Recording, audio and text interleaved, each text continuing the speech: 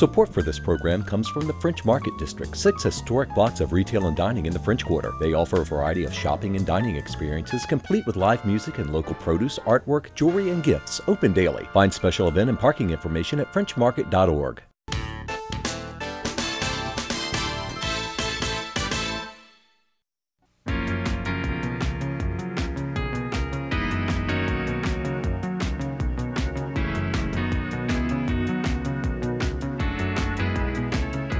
Good evening, I'm Peggy Scott Laborde, and welcome to Steppin Out, spotlighting the New Orleans area's arts and entertainment scene. Seated at our table tonight, Greg Lambousy, Director of Collections at the Louisiana State Museum. Hey, Greg, welcome to our table. Thank you. Good to see you. Poppy Tooker, host of the WWNO radio program, Louisiana Eats, now heard statewide. Yes, indeed. Yes, indeed. Great. And making his Steppin Out debut, Paul Sanchez, singer, guitarist, and composer, here to discuss 9 Lives playing at Le Petit Theater next week. Welcome, Paul. Good to see you. And we're going to have performance later, too. And Alan Smason, editor of the online Crescent City Jewish News. Hello, Mr. Allen. Good to be here. But first up, Poppy with news. Oh, we're going to have a party, and I was hoping Alan would cooperate. And you wear the party hat, because I knew it would look so good on you. Say happy birthday to Huey Long. Happy birthday. Happy birthday, Huey. Kingfish is going to be hosting on Saturday, August 30th, the 2nd annual Huey P. Long Look-alike Contest. This was so fun last year. They're going to have a second line parade starting at 5 o'clock that'll be led by, of course, Chef Greg Saunier and actor, sometimes Huey impersonator, Spud McConnell.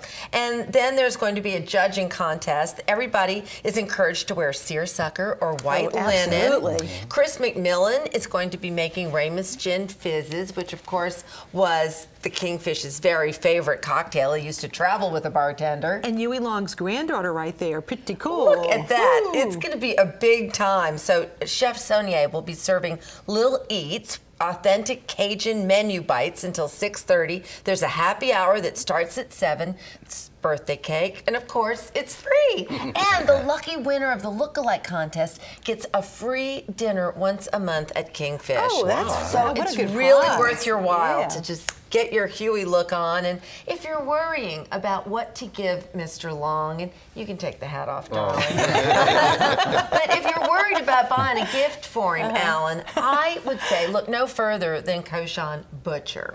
Because those partners, Donald Link and Stephen Strajewski, have opened up the loveliest little gift shop in their new so big smart. space in the Koshan Butcher. You can get Louisiana-made, handcrafted, gorgeous knives.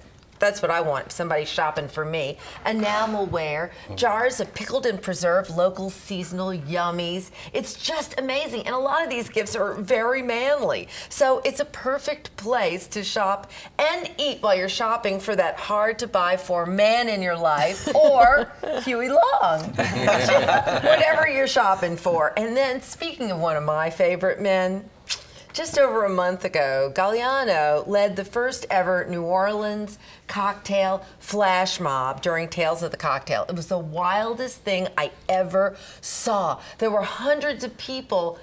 There's my friend, Harvey Wallbanger, and he's going to be hosting a Harvey Wallbanger bar crawl on Monday night featuring new twists on the classic drink. This is going to be wild. You're going to be able to crawl with Harvey, or home with Harvey, I don't know, to the District, Lucy's, Barcadia, Ernst Cafe, Après Lounge. This goes on from 5:30 till way past 10 o'clock.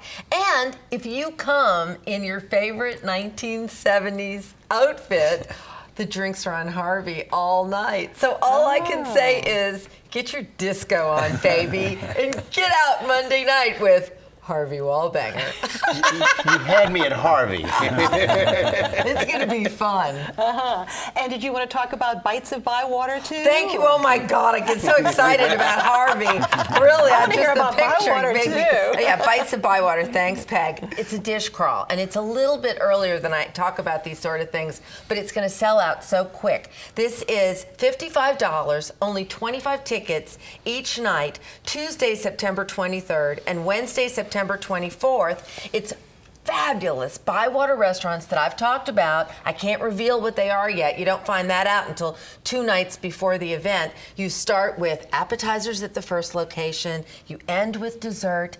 It is a must-do. If you haven't eaten your way around Bywater, there's your chance. Okay. Buy the tickets now. Thanks, That's Peg. okay. Thank you. Harvey Wallbanger. You would be confused, too. And Paul Sanchez, as we approach, of course, the 9th anniversary, it's hard to believe, of Hurricane Katrina next week. Many of us recall Dan Baum's amazing book, 9 Lives, profiling 9 people who's before the Katrina and then after Katrina. And you've put this together musically a few years back, but there's something different and new coming up. Tell us about that. Yes, what we have new coming up next week at La Petite for the 9th anniversary is the first time we've ever staged it with a libretto written. Kimberly Kay from New York City wrote a libretto, and it's being directed by New Orleans' own Jim Fitzmaurice, who's a very accomplished playwright as well as director, and he's acted as dramaturg for Kim as well, and he's been just invaluable. And it's been a lot of fun. We've performed it now in New Orleans 8 times, twice at the La Petite for its debut. We performed at the Alice Marcellus Center, at Dixon Hall, and at the CAC. And in each of those times, it was a concert. Because when we wrote it, my friend Coleman Decay and I, we wanted to write a musical, but what we did was write songs, because I had no idea how to write a musical. I knew very well how to write songs, and it was a wonderful project in that Dan's book covers not the storms, but the 40 years between the storms. And that's life in New Orleans. Life is what happens between the storms. And it gave me a way, having lost my own home and all my stuff, my wife and I, in the flood, it gave me a way to write about the flood, but not have to really go too personal. I got to go through their lives, or so I thought.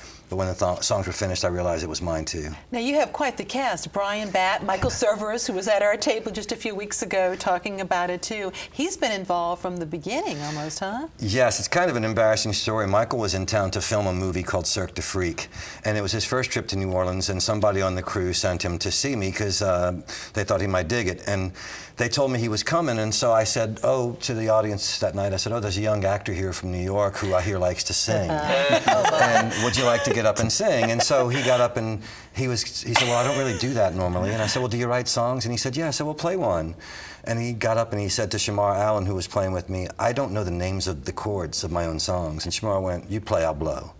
And Shamar played beautifully, and Michael fell in love, so he started showing up at shows. And after 6 months, I said, hey, I'm doing this record, and would you play Joanne Gaidos, who's a man that becomes a woman? And he said, oh, sure, sure.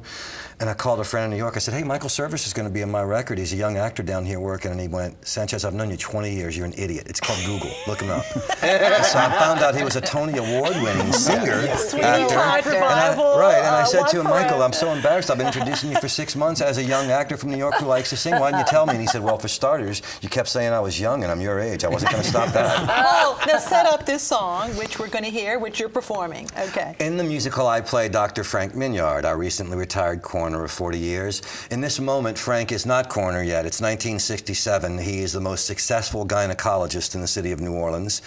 He is running in Bourbon Street with Pete Fountain and Al Hurt and Paul Horning, the former Green Bay Packer great. And he's having a moment where he's thinking maybe there's more to life than being a playboy and drinking. And that's what the song is about. So once again, this is more about the life before the storm and then after the storm as well. He's reflecting on his poor upbringings, his life as a playboy, and then maybe I need to do more to help the city. All right. And so let's get ready for that. We'll let Paul take that. And once again, 9 Lives. And we're going to show you, actually, this is the CD, which was recorded a few years back. If you haven't had a chance to listen to it, it gives you this amazing piece and taste of what you'll be hearing. But now let's hear from Paul Sanchez, accompanied by Bill Malchow.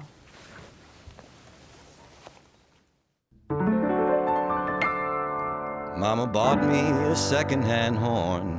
We had no money for lessons, of course. She brought me hymns of grief. I practiced hard as if trying to change my life by force. In the hot summer days of my youth, I'd beg to go swim in the Audubon pool. And she'd say, poor whites like us don't mix well with those uptown swells. It won't do. I'll blow my own horn through my trials and tribulations. I'll blow my own horn when I've succeeded and I've failed. Through my greatest glories and worst humiliations.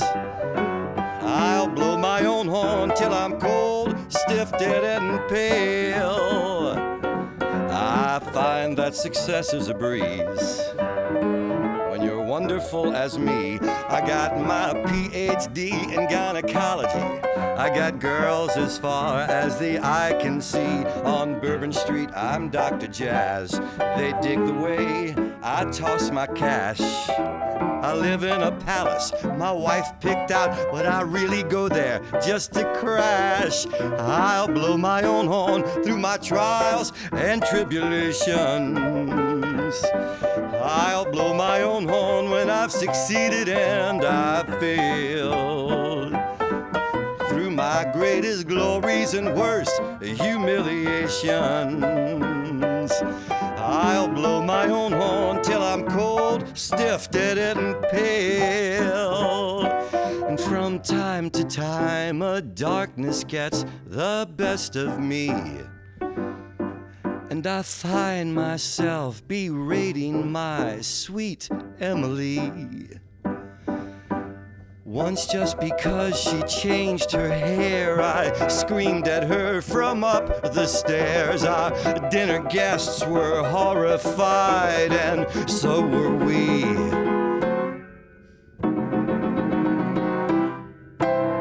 On my patio tonight, soaking in the moonlight, I slug my drink, I stare at the stars, but something in me don't feel right. Oh God, my vision is going black, and my breath is growing slack.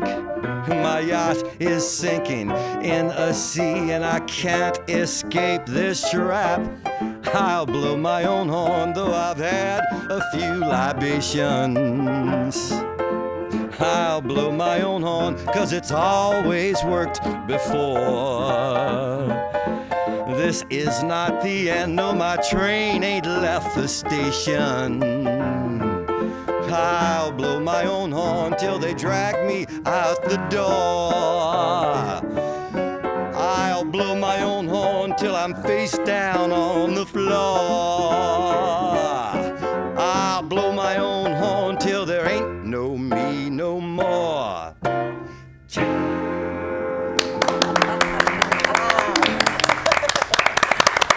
Once again, and tickets are going fast. Definitely check it out. That is at Le Petit, 9 Lives, a musical witness of New Orleans. And thank you, Paul Sanchez and Bill Malchow. And now we turn to Greg. And speaking of music, a musical treat, but more visual, two-dimensional style here. That's right. We have a new exhibit at the Mint, Keeping Time, and it's on the 2nd floor. It opened a couple of weeks ago, and it's an effort to get our artifacts out to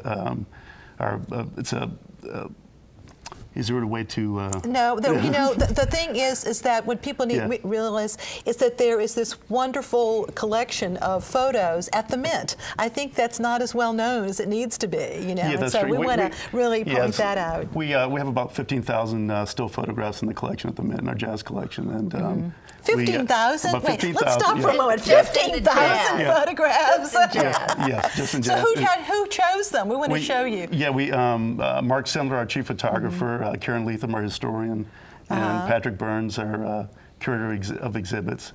We had a team of us come together, and we made a selection from these 15,000. It's, you know, our highlights, what we chose, and like I said, it's on the 2nd floor of the Mint. We also made a selection of instruments from our instrument collection. Well, we're going to show some of the photos. Here we are. Look at that. So I don't know, I can't even imagine how you could choose. It would be very hard. It took us a while, and you know, there was no way to go through all of the 15,000, but we knew what some of the highlights were from it, and but it did take a while to go through, and we selected it. Oh my gosh. Just the whole vast, and a lot of these were contributed by many people, but including the New Orleans Jazz Club had a great collection too, didn't it? Most of this comes from the New Orleans Jazz Club collection. Oh, John Coleman, who was around for so long, and look at Jules Kahn photographs as well. Yes, and then we have some contemporary photographs from Mark Sendler, our chief photographer, Rick Olivier, Michael P. Smith, and a number of others. Now, you all also have a bigger project in mind. You're in the process of collecting funds and trying to raise funds, rather, for this other exhibit down the road a piece. Tell us about that, We're working too. on a larger exhibit that'll take up much of the second floor of the Mint. And, you know, jazz will be kind of the core of the exhibit, but of course we'll also include, you know, blues, R&B, early rock and roll. Of course, country was big here and still is here in Louisiana. So it means a lot, and through this is up for like or a long time, July 2015. So people will have a chance to do that. But I just can't even imagine making those decisions. You know, it was hard. It was hard, but and we've been working with the collection for many years. You know, Karen's been there a number of years, and Patrick too. So we had a good idea we wanted to look at, and with Mark's help, we were able to. And I know that he is long retired, but that the wonderful Don Marquis, Don, of course, still comes by and Don helps still out. works with us, yes, and he's been helping us raise money for the larger exhibit, and with his connections in Europe and Japan, et cetera. And of course, Yoshio Toyama just came in town and gave us a $10,000 donation. Pretty good. Yeah, and Yoshio's put a call out to his friends in Japan, and you know he's always come through for us. And but I do also want to mention that John Cleveland provided the donation of $20,000 for our exhibit, and that's really how we were able to put this exhibit together. And I just have to put in a plug for Don Marquis' book, which is very much in print, on the history of Buddy Bolden, who was considered the first jazz musician. Check out that if you haven't seen it. Okay, thank you so much. Thank you. And we turn to Alan. So much to see. Yes, well, we were going to talk a little bit about a sort of a sad passing this past week that we wanted to kind of acknowledge in our community and in the Jewish community. I grew up with this young man. We were contemporaries, and of course, through the years, he was always there.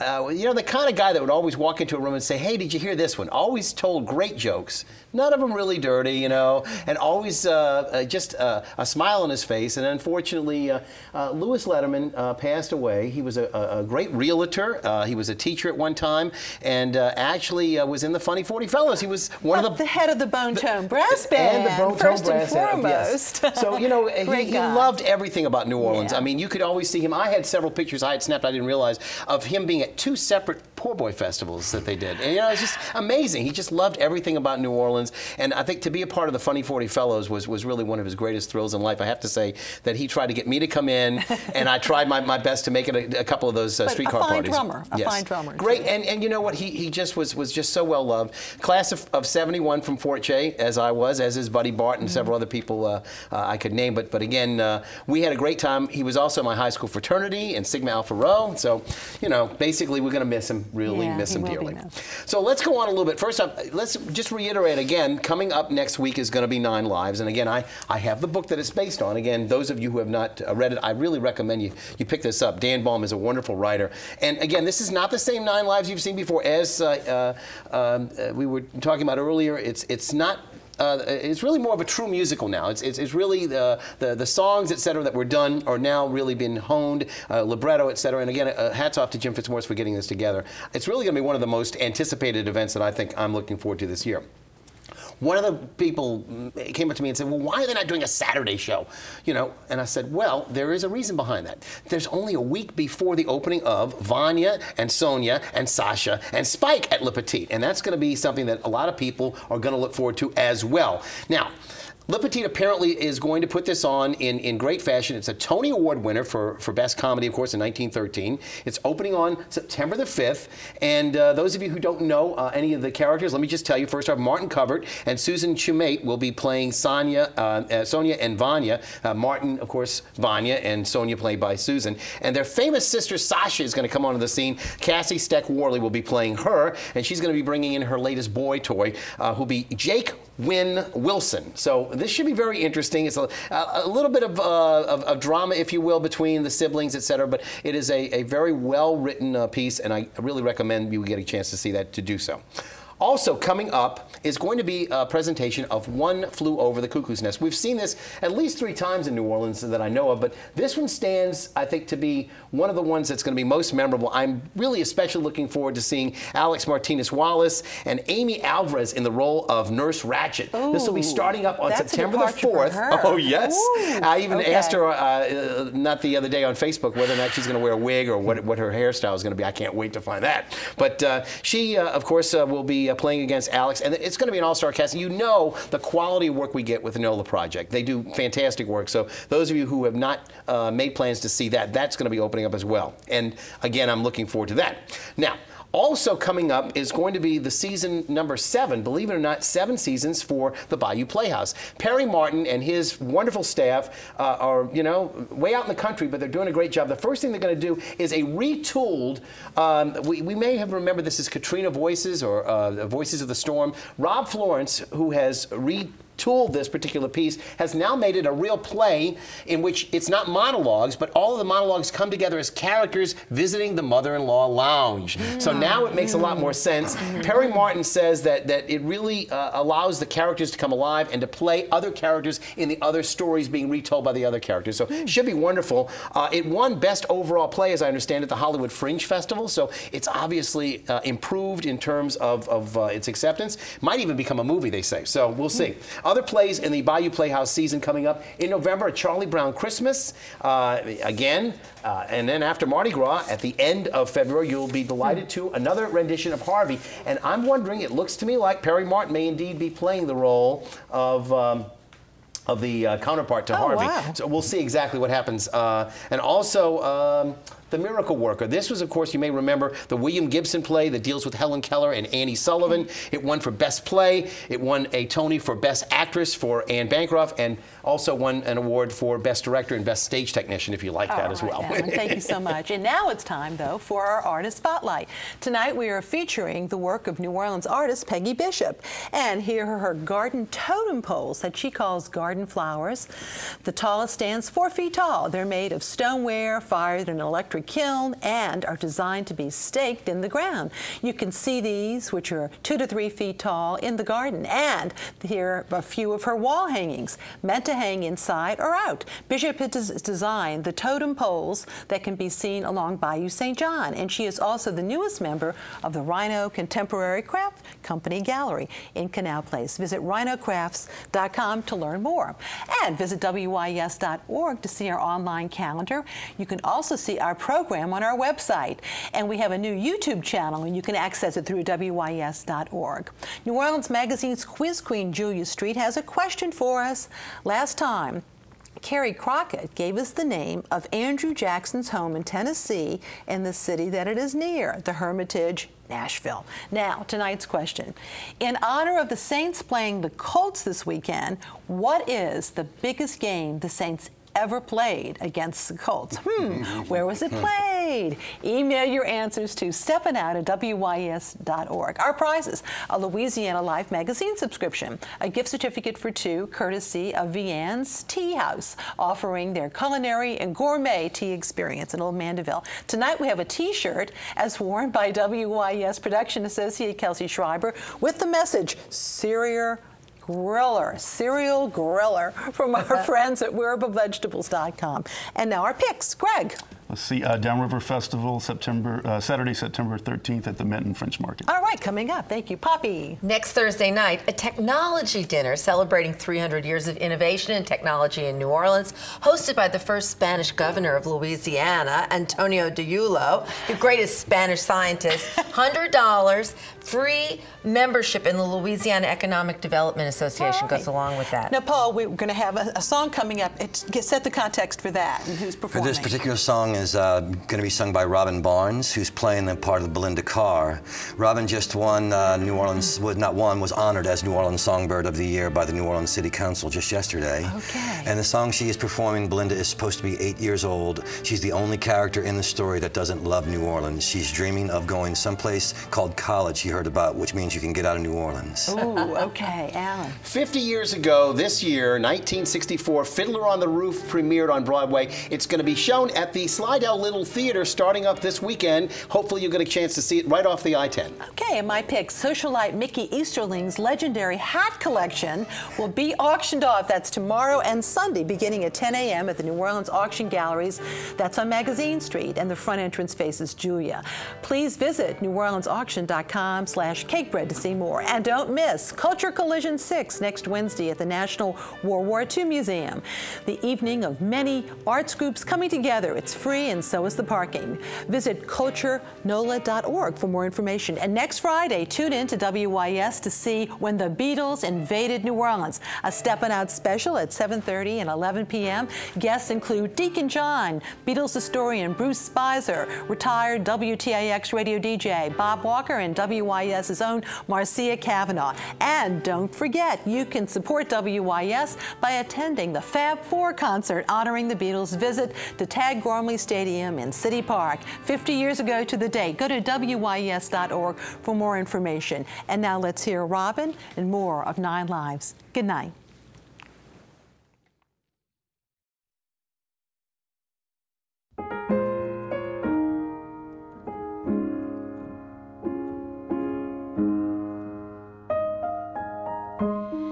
I wish I were a TV show with a normal mom and dad, where every problem solved itself before the final act, where men they walk each evening through the lower nine, drinking places, sweaty faces, but none of them are mine.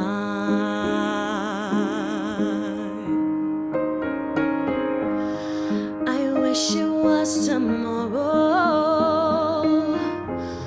and I were far away. I'd follow clues like Nancy Drew. We'd always crack the case. Will children come home laughing and cops are on our side? Will men you love like fathers don't cheat you, leave or die? People say you're dreaming, girl. They look at me and laugh. I'm only 8, but I can taste it. I want out of here so bad. I'll get myself through college, but I'm not sure what that means. But it must be much better than this endless work. Sad-eyed moms, idiot brothers, unpaid bills, evening meals of grits and greens.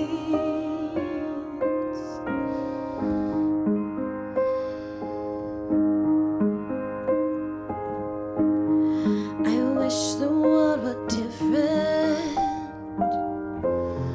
than where I live right now. I hope that I'm good enough to find that world somehow. But right now, Grandma's yelling, get the babies off the lawn, and be sure to kiss your mama before she goes to work at dawn.